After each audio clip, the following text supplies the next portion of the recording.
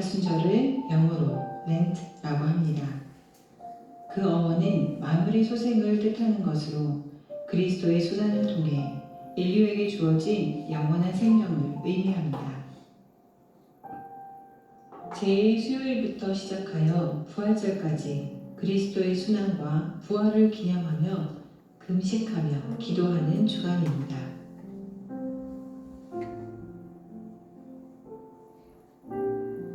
예수님께서는 사랑하는 제자에게 배신당하셨습니다. 예수님은 몸에 내리치는 채찍을 맞으시며 침묵하셨습니다. 주님은 조롱과 멸시를 당하셨습니다. 십자가에 못 박히셔서 물과 피를 모두 쏟으셨습니다. 나의 하나님, 나의 하나님, 어찌하여 나를 버리셨나이까? 마태복음 27장 46절 말씀.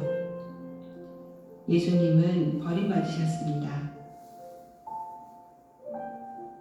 예수 그리스도께서는 공생애를 시작하기 전 40일간 광야에서 금식과 기도로 하나님의 뜻을 묵상하며 아버지의 뜻대로 살기로 다짐하셨습니다. 주님께서 걸어가신 고난의 길을 묵상하며 예수의 삶으로 살아가기를 결단하는 실천적 사색의 시간이 되기를 소망합니다.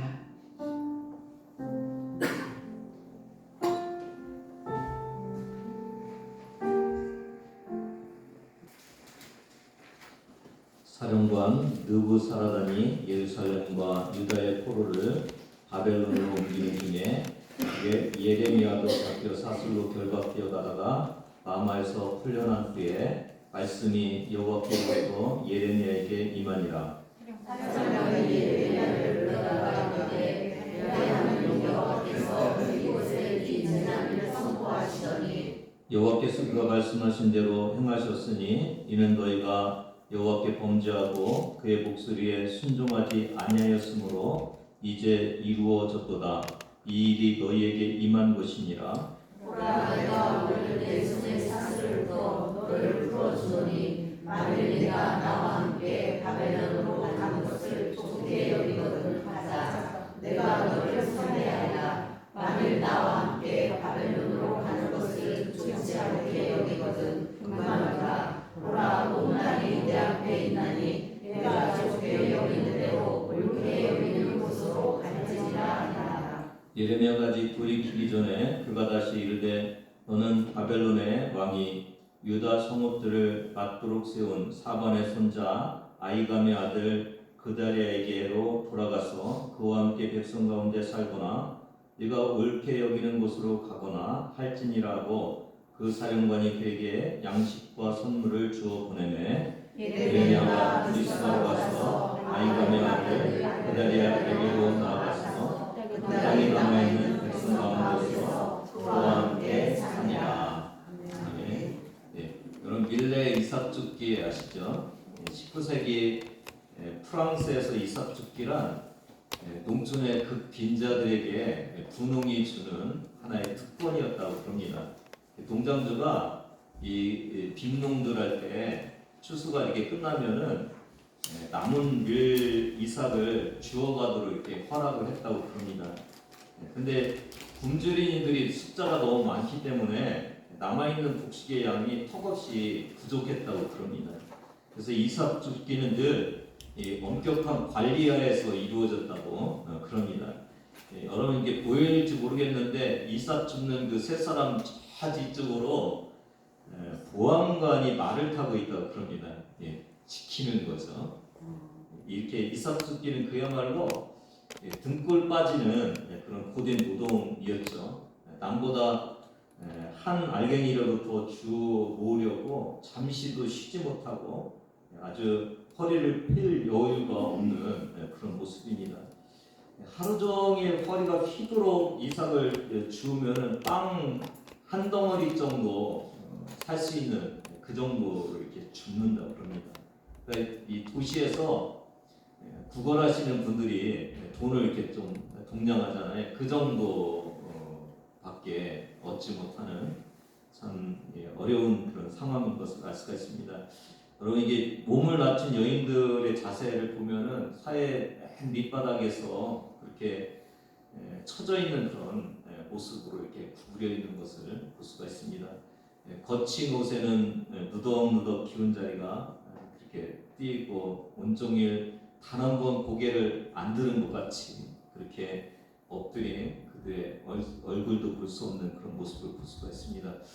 참 이삭이 많지 않구나라는 그런 생각이 들고, 상대적으로 그 빈궁한 사람들이 참 많구나라는 그런 생각도 들게 하는 그런 그림입니다. 이삭이 희귀한 그때, 오늘 이 본문도 40년 동안 예언 활동을 한 그 예레미야의 말씀이 하나도 듣지 않고 불순종하다가 바벨론으로 이렇게 끌려가고 있는 이 이스라엘의 신앙의 모습입니다. 말씀에 가난해서 이 유다 백성들이 다 끌려가고 있는데, 그 중에서도 뭔가 유다 백성들에게 남겨지는 하나님의 말씀들을 오늘 본문을 통해서 이렇게 좀 주어보려고 그럽니다. 첫째는 바벨론 사령관 느부사라단을 통해서 들려지는 하나님의 말씀입니다. 1절을 같이 읽습니다. 사령관 느부사라단이 예루살렘과 유다의 포로를 바벨론으로 옮기는 중에 예레미야도 잡혀 사슬로 결박되어 가다가 라마에서 풀려난 후에 말씀이 여호와께로부터 예레미야에게 임합니다. 이제 마지막 이 3차 포로죠. 멸망당하고 있는 유다의 모습을 볼 수가 있는데, 라마에서 풀려난 후에 여호와께서 예레미야에게 말씀을 하신다고 그랬는데, 오늘 본문에는 그 말씀이 무엇인가 직접 나오지는 않아요. 대신에 이 라마는 예루살렘 북쪽으로 한 8km 정도, 예루살렘이 수도죠. 8km 정도 위쪽에 있는 그 성읍인데, 바벨론으로 끌려가다가 유다 백성들을 옮기기 전에 이제 집결했던 장소가 이 라마였다고 그럽니다. 그런데 1절에서 말씀이 임했다고 했는데 그 말씀은 우리가 잘 모르겠고, 대신에 바벨론의 사령관 느부사라단이 하나님의 뜻을 이 예레미야한테 전하는 것이 2절과 3절에 나옵니다. 2절 3절을 같이 읽어보겠습니다. 사령관이 예레미야를 불러다가 이르되 내 하나님 여호와께서 이곳에 이 재난을 선포하시더니 여호와께서 그가 말씀하신 대로 행하셨으니 이는 너희가 여호와께 범죄하고 그의 목소리에 순종하지 아니하였으므로 이제 이루어졌도다. 이 일이 너희에게 임한 것이니라. 사령관이 너희가 범죄하고 말씀에 순종하지 않아서 이렇게 바벨론으로 끌려간다고 누구한테 얘기를 해요? 예레미야에게 얘기를 하고 있어요. 어떻게 사령관이 알았을까요?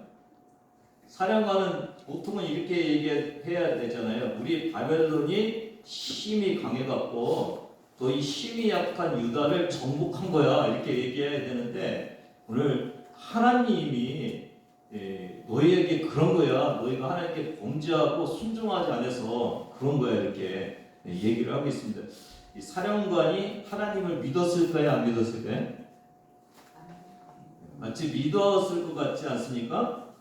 근데 믿는 거랑, 그러니까 하나님을 아는 거랑 하나님의 관에 아는 거랑은 틀린 거라고 그랬죠. 그러니까 하나님의 관에 아는 거는 마치 이 이스라엘이 바벨론으로 끌려가는 걸 이렇게 보면서 하나님한테 순종하지 않아서 그랬구나, 이렇게 해서 아는 거죠. 근데 하나님을 아는 건 뭐예요? 하나님과 인격적인 관계를 갖는 거예요. 예를 들어서 이런 거예요. 여러분 대통령 다 알죠? 대통령이 누군가요? 윤석열. 잘 아시죠? 모르시는 분 없죠? 근데 대통령이 여러분 알까요? 여러분 아는데 대통령은 여러분을 어디 누구세요? 이렇게 만나면 그럴 거 아닙니까? 그러니까 대통령을 안다는 건 두 가지가 있는 거죠. 내가 대통령을 지식적으로 아는 거죠. 근데 대통령과 내가 1대1의 어떤 인격적인 관계는 없는 거죠. 여러분 하나님도 마찬가지예요. 그러니까 이게 지금 그 사령관이 하나님에 관한 지식을 알고 이렇게 얘기를 하는데 그렇다고 하나님을 믿는 건 아닌 거예요. 하나님을 믿는 건 아닌 거예요. 그래서 하나님과의 관계를 1대1로 하고 믿음으로 나가지는 않는 겁니다. 이게 이제 신앙생활에도 여러분과 제가 잘 알아야 되는데 신앙생활은 하나님과 개인적인 만남이 필요한 거예요.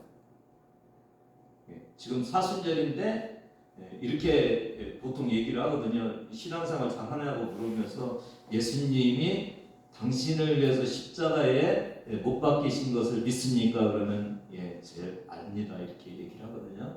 근데 그 아는 것으로 끝나면 안 되고 그 예수님을 내 마음에 모시고 그 예수님과 교제하며 살아야 되거든요. 이게 믿는 거거든요. 그러니까 아는 거랑 믿는 건 틀린 거죠. 교제는 어떻게 하는 거예요?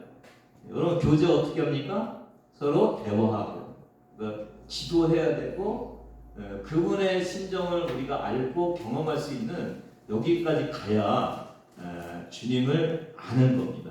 여러분 신앙생활은 뭐라고요? 주님을 아는 거예요. 주님에 관해서 아는 것이 아니라 주님을 아는 거예요. 십자가에서 예수님이 우리의 죄를 위해서 돌아가신 것 아는 지식으로 가는 것이 아니라 그래서 그 주님이 내 주님이 되신 것을 우리가 경험하며 사는 그 경험이 필요하다는 것을 알 수가 있어요. 성경은 하나님의 사람이 아니지만 이렇게 하나님의 일들을 증거해요. 왜요? 하나님의 사람들이 깨닫지 못하니까 그러는데 다니엘서 2장 46, 47절에 보면 느부갓네살 왕이 누구한테 엎드려 절하냐면 다니엘한테 엎드려 절해요. 그러면서 47절에 뭐라고 고백해요? 너희 하나님은 참으로 모든 신들의 신이요 모든 왕의 주제시다. 그렇게 얘기를 해. 누가요? 느부갓네살 왕이. 누구 할 때요? 이스라엘 백성 다니엘 할 때 그렇게 얘기하는 것을 알 수가 있어요. 참 이게 하나님을 제대로 몰라서 끌려간 유다 백성들이 있는가 하면은 하나님을 모든 신들 중에 신이라고 고백하는 그 느부갓네살 왕 이거 어떻게 설명해야 되나요, 여러분요? 하나님은 하나님의 백성이 반역하지만은 이방 나라 왕을 통해서도 하나님 되심을 고백하게 하십니다. 오늘 본문에서도 하나님은 끝까지 말씀을 듣지 않고 유다가 포로로 바벨론에 잡혀가는 그 모습을 보면서 이방 사령관을 통해서 야 이게 하나님께 불순종해서 이런 거야 라는 것을 하나님께서 말씀하고 싶으신 것입니다. 성경에 보면은 이 이방 나라 사람을 위해서 뿐만 아니라 짐승을 통해서도 하나님께서 입을 여시죠. 어떤 일이 있었습니까? 발람과 나귀 사건.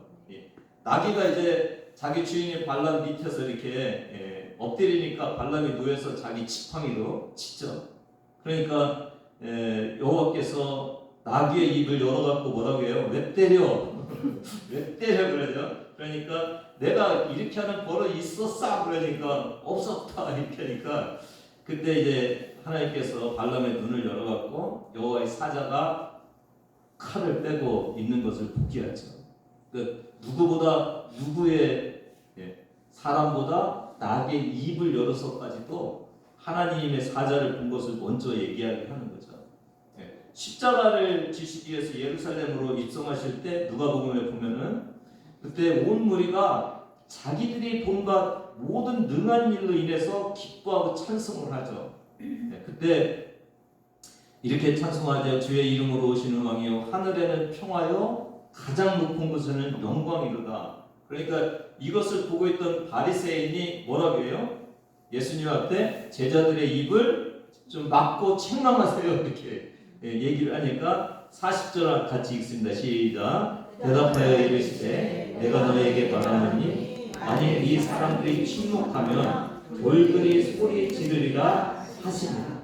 하나님은 누구를 통해서도 말씀할 수 있으세요? 믿지 않는 자들, 느부갓네살 왕을 통해서도, 그 다음에 살아있는 짐승을 통해서도. 근데 어디까지요? 생명 없는 돌들까지도 하나님을 찬양하게 할 수 있는 그런 능력이 있으신 분이 하나님이십니다. 오늘도 여러분 하나님이 다양하게 우리에게 말씀해주고 있습니다.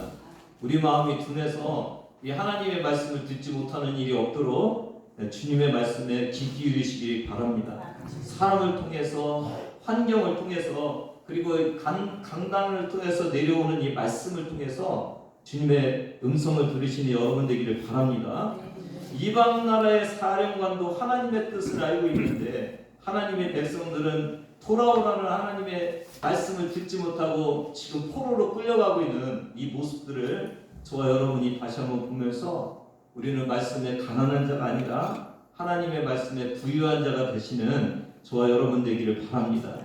이런 모습을 보면 하나님의 말씀이 백성이라고 말씀을 잘 듣는 것이 아니구나. 우리도 열심히 말씀 읽고 말씀 듣고 말씀 실천해야 되는구나 라는 것을 느끼게 합니다. 4절입니다. 같이 읽습니다. 시작. 보라 내가 오늘 네 손에 사슬을 주어 너를 풀어주노니 만일 네가 나와 함께 바벨론으로 가는 것을 좋게 여기거든 가자. 내가 너를 선대하리라. 만일 나와 함께 바벨론으로 가는 것을 좋지 않게 여기거든 그만두라. 보라 온 땅이 내 앞에 있나니 내가 좋게 여기는 대로 옳게 여기는 곳으로 갈지니라 하니라.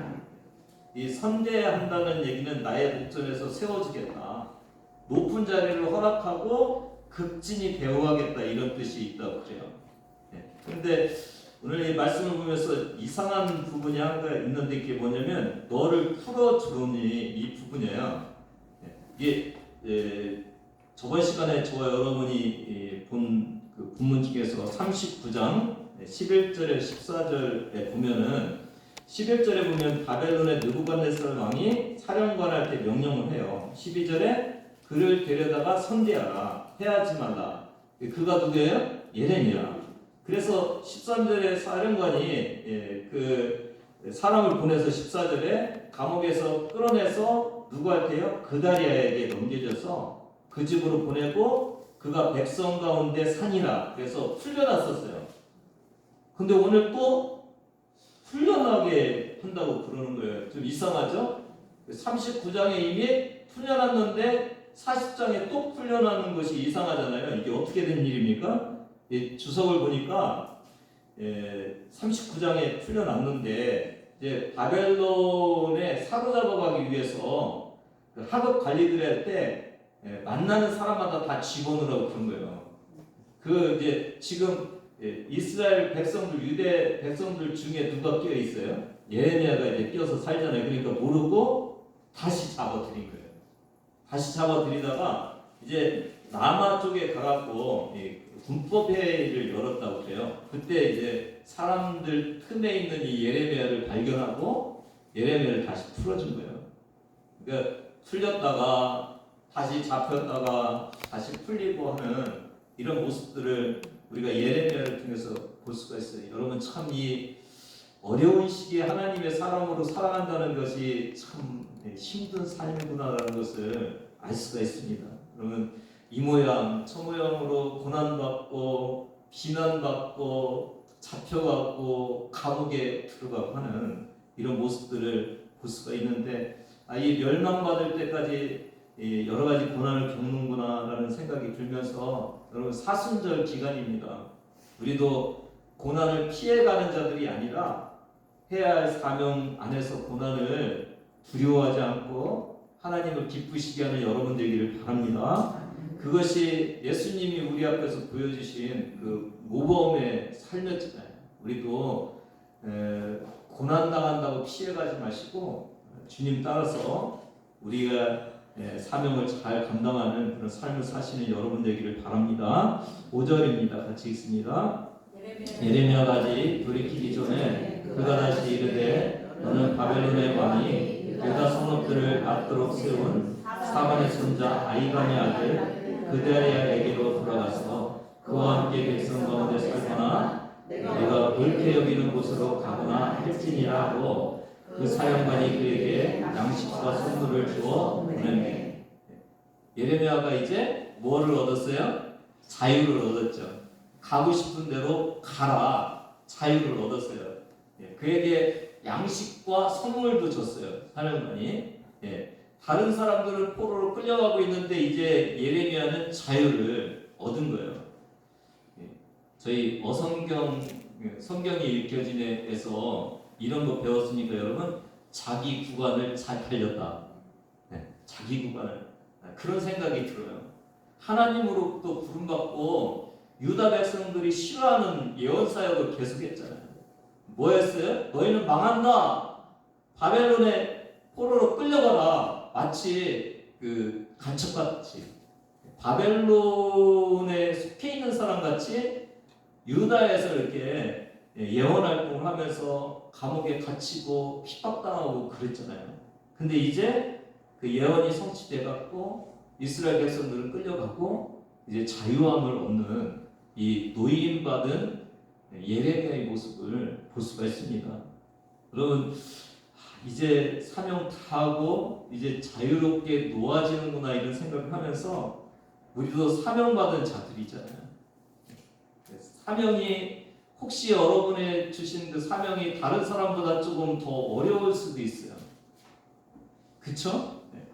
그러나 그 사명도 언젠가는 끝난다는 것을 기억하시기를 바랍니다. 힘든 일이 다 끝나고 이제 자기 구간만 잘 달려가면 되는 이 예레미야의 모습을 볼 수가 있습니다. 우리 교회도 이제 한 40년 정도가 됐으니까 이 사명을 다 잘 감당하고 이제 바톤을 넘기신 분들이 계시죠. 우리 지금도 열심히 하시지만 원로 분들을 보면서 이런 말씀이 참 공감이 가실 거라고 이렇게 생각이 되어집니다. 당시에는 못할 것 같고 너무 힘들어 내려놓고 싶을 것이지만 돌이켜보면 하나님의 은혜였다고 고백할 것입니다.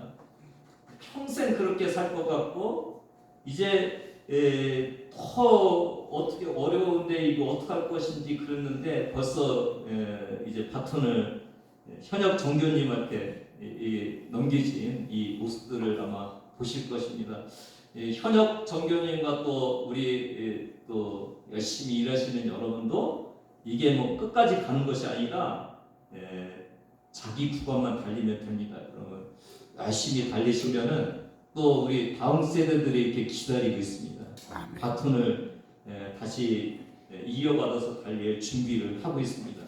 400m 계주 경기를 보면은 다 안 달리잖아요. 자기 구간만 이렇게 달리잖아요. 근데 나중에 메달은 400m의 메달을 받잖아요.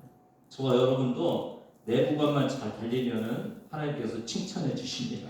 아멘. 너무 멀리 보지 마시고 내 앞에 놓인 구간만 열심히 달리시는 여러분 되기를 바랍니다. 아멘. 오늘 잘 신앙생활 하시면은 주님이 여러분 칭찬하십니다. 6절을 같이 읽습니다. 예레미야가 미스바로 가서 아이감의 아들 그델에게로 나아가서 그 땅에 남아있는 백성 가운데서 그와 함께 사니라. 여기 보면은 그달에는 누구의 아들이라고요? 아히감. 5절 한번 볼 수 있나요? 5절 보면 아히감은 누구예요? 네, 사반의 아들이에요. 그죠? 사반의 아들이 아히감이고 사반의 손자가 누구예요? 그달이에요. 먼저 이 미스바로 갔는데 미스바는 망대라는 뜻이 있다고 그래요. 망대. 그림을 한번 봐주세요. 보면은 이 미스바가 어디에 있어요? 산꼭대기에 있는 걸 알 수가 있죠. 그래서 높은 곳에서 이렇게 다 볼 수 있으니까 군사적으로 굉장히 유리한 지역이 이 미스바예요. 그래서 군사적으로 참 귀한 곳인데 이 미스바는 또 성경에 많은 일들이 있었죠. 사사기 20장에 보면은 레위인 첫 강간 사건이 있었잖아요. 이때 다 어디로 모였다고 돼 있어요? 미스바.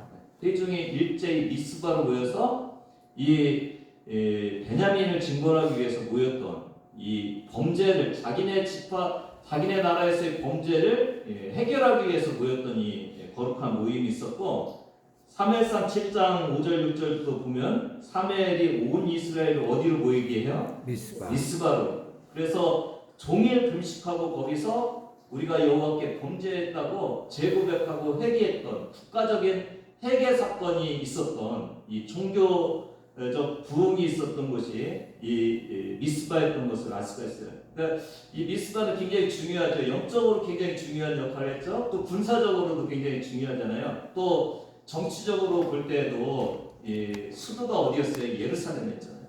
이 예루살렘에 타락하고 불순종했던 것을 벗어나서 이제 미스바로 가갖고 새롭게 시작하고 이제 그 바벨론에서 볼 때도 새로운 곳에서 새롭게 시작하는구나. 이 유대 백성들도 남은 사람들이 새롭게 시작할 수 있는 아주 귀한 곳이 이 미스바인데 이곳에 예레미야가 이제 찾아간 거죠. 예레미야라고 보면은 왜 바벨론에 가면 어떤 일이 생겨요? 내가 너희들 선대하겠다 그랬잖아요. 그러니까 잘 살 수 있는 곳이 바벨론이에요. 예레미야가 선택할 수 있는 잘 살 수 있는 곳은 어디라고요? 바벨론이에요. 근데 바벨론으로 가지 않았어요. 만약에 바벨론으로 갔다면은 이런 현상들이 일어났을 거예요. 그 바벨론 사람들은 아마 선대했을 텐데 바벨론으로 끌려간 아마 유대인들이 좀 조롱했을 수도 있어요. 그렇죠? 네가 바벨론 측면에서 예언하더니 여기 와서 너는 선대받는구나 그랬을 거예요. 근데 지금 그 바벨론에 가는 것 대신에 유다에 남잖아요. 근데 어려운 상황이죠. 선대한 그곳에 기하면. 근데 뭐는 이제 증명이 된 거예요. 나는 바벨론을 위해서 예언 활동을 한 게 아니다. 나는 유대를 위해서 예언 활동을 한 거다. 이런 것을 이제 보여줄 수 있는 곳이잖아요.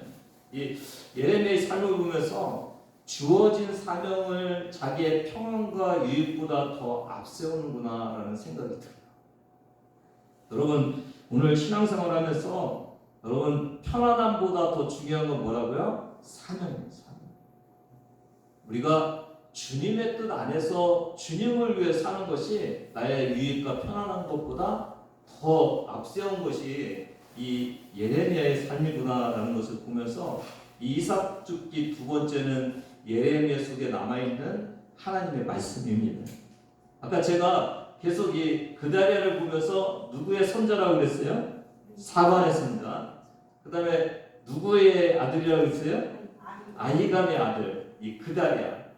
세 번째 우리가 말씀 안에 이 망가져가고 있는 이 이스라엘의 그 안에서 말씀을 하나 더 찾는다면은 이 그다리아의 신앙의 이 가정입니다. 패망한 유다의 믿음을 지킨 사람 누구예요? 그다리아의 집안입니다. 말씀이 들려지지 않는 곳에 말씀 붙들고 예레미야를 도왔던 그 신앙의 가정이 누구라고요? 그다리아의 가정. 예레미야서 26장 24절 같이 있습니다. 시작. 사반의 아들 아히감의 손이 예레미야를 도와주어 그를 백성의 손에 내어주지 아니하고 죽이지 못하게 하니라. 그러니까 그다리아의 아버지 아히감이 누구를 목숨을 건져줬다고요? 예레미야. 열왕기하 22장 12, 17절에 보니까 12절에 보니까 왕이 제사장 hil기야와 사반의 아들 아히감 누구의 아버지예요? 그다리아의 아버지죠. 그다음에 미가야의 아들 악볼과 서기관 사반 아마 이 사반 앞쪽에 있는 이 사반인 것 같아요. 그러니까 이게 종교 개혁을 하기 위해서 다시 하나님의 뜻이 무엇인지 발견한 책을 가지고 물으라고 보낸 중에 이 두 사람이 다 들어가 있는 것을 알 수가 있고 14절에 보니까 여선지 훌다이가 가서 하나님의 말씀을 듣죠. 너희 나를 버려서 다 재앙을 받을 거다. 그러면서 이 열왕기하 22장 10절 보세요. 같이 있습니다. 시작. 또 서기관 사반이 아직 안 넘겼네. 10장 10절 시작. 또 없어요? 서기관 사반이 왕에게 말하여 이르되 제사장 hil기야가 내게 책을 주더이다 하고 사반이 왕의 앞에서 읽었어요. 이 사반이 왕에게 발견한 율법책을 읽어줬어요. 그리고 왕이 이 율법책의 말씀을 듣고 옷을 찢었어요. 그러니까 이게 사반과 아히감과 그다리아는 이 믿음이 없는 그 시대에 믿음을 지탱시켜준 아주 귀한 신앙의 가정이었던 것을 우리가 알 수가 있습니다. 여러분, 이 패망하기 바로 직전에 이 불신앙의 곳에서 누가 있었다고요? 사방과 아히감과 그다냐라는 이 믿음의 가정이 있어서, 또 이 그다냐는 누구냐면 남유다의 마지막 총독으로 이제 다 끌려가 있는데 그 남은 자들을 데리고 다시 유대를 지켜나가는 그 총독이 됐어요. 그러면서 그 예레미야가 그에게 갔다는 것을 알 수가 있습니다. 이걸 보면서 여러분, 참 아무리 신앙생활하기 어려운 곳에서도 믿음의 사람은 있다는 것을 오늘 저와 여러분이 느낄 수 있지 않습니까? 하나님은 아무리 어렵고 힘든 그 상황 속에서도 신앙생활을 할 수 있도록 도와주시는 분인 것을 알 수가 있습니다. 오늘 이 시대가 어렵고 힘든 시대지만은 오늘도 여러분이 이 시대를 짊어지고 가는 그 믿음을 지킬 수 있는 그 믿음의 사람으로서 하나님이 여러분을 지켜주실 것이라는 것을 알 수가 있습니다.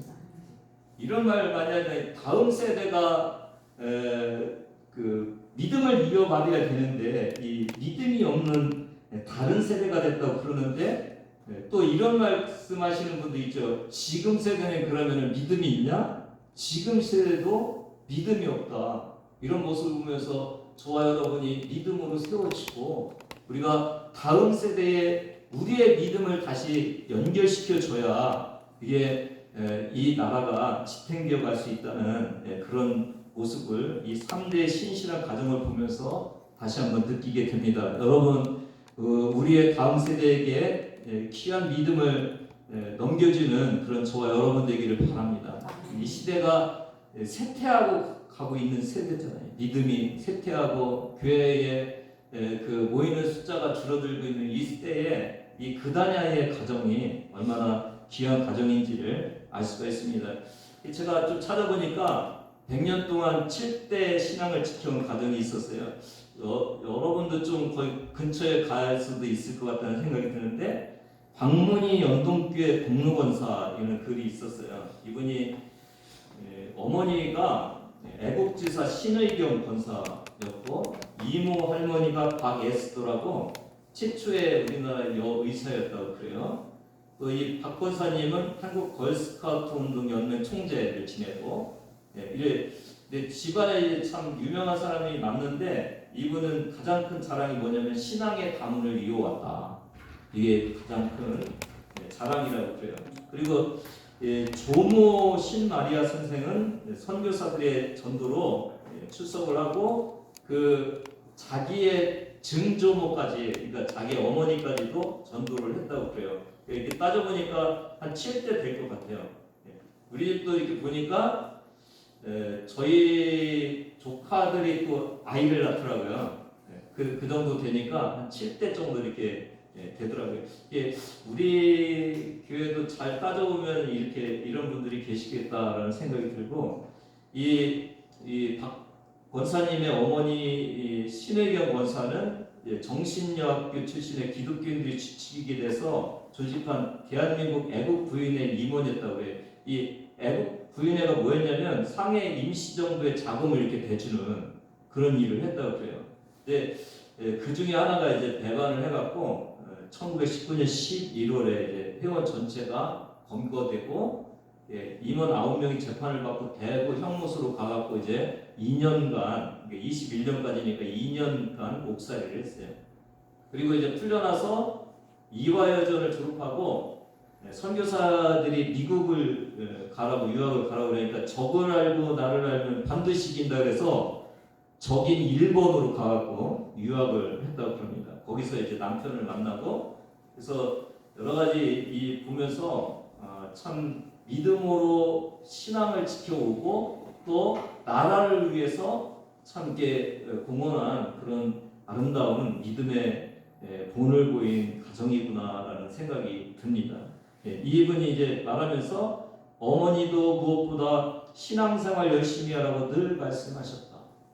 그리고 우리의 가장 큰 자랑은 독립운동가를 배출한 것인데 그보다 더 자랑스럽고 감사한 건 대를 이어 신앙생활하면서 한 교회에 다니는 여러분 가장 큰 은혜가 뭐라고요? 신앙의 대를 이어서 주님 앞에 이렇게 헌신하며 가는 그런 것이 가장 큰 은혜인 것을 오늘 알 수가 있습니다. 소돔과 고모라에 10명의 의인이 있으면은 어떻게 한다겠어요?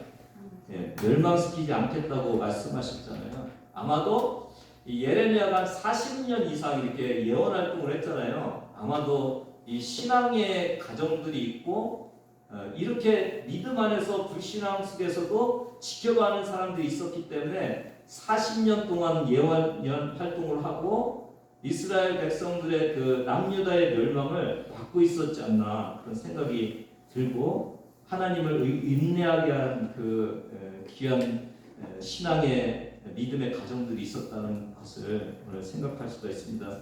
여러분 오늘도 저와 여러분이 그런 이 나라의 하나님의 징계와 하나님의 채찍을 막을 수 있는 그런 믿음의 사람들의 가정들이 되기를 주님의 이름으로 부탁을 드립니다. 이제 참 앞으로 가면서 더 신앙의 가정들이 이렇게 좀 부족할 것 같은데 오늘도 이렇게 자녀와 같이 앉아 있는 분들 참 아름답지 않습니까, 여러분? 이런 귀한 믿음의 신앙들을 잘 이어가셔서 우리나라도 주님이 주시는 복을 잘 누릴 수 있게 하시는 저와 여러분 되기를 주님의 이름으로 축복합니다. 기도하겠습니다. 하나님 아버지 감사합니다. 불신앙의 남유다의 모습들 그렇게 예레미야를 통해서 40여 년 동안 돌아오라고 했지만 듣지 않고 끌려가고 있는 그 모습들 속에서도 하나님 예레미야의 신앙을 바라보게 하여 주시고 또 그 다냐의 가정의 3대의 신앙을 바라보게 하여 주셔서 그 어렵고 힘든 상황 속에서도 믿음으로 자라가고 믿음으로 주님께 나가는 그 아름다운 신앙들을 우리에게 말씀해 주셔서 감사합니다. 이 시대도 하나님 말씀이 귀하고 주님의 신앙 안에서 살아가는 가정이 귀한 이때에 우리에게도 도전을 허락하여 주시고 우리도 아버지 그 믿음 가지고 이 나라를 사랑하고 이 나라의 신앙을 지켜나갈 수 있는 교회를 지키는 귀한 가정들 될 수 있도록 가정의 태를 이을 수 있는 믿음을 허락하여 주시옵소서. 감사드리며 예수님의 이름으로 기도드리옵나이다. 네. 이제는 우리 주 예수 그리스도의 은혜와 하나님 아버지의 원하신 사랑하심과 성령님의 감동감과 역사하심이 하나님 믿음으로 살기를 원하고 대를 이어 믿음으로 주님을 섬기기를 원하는 주의 자녀들 머리 위에 지금부터 영원까지 함께 하시기를 간절히 축원하옵나이다. 아멘.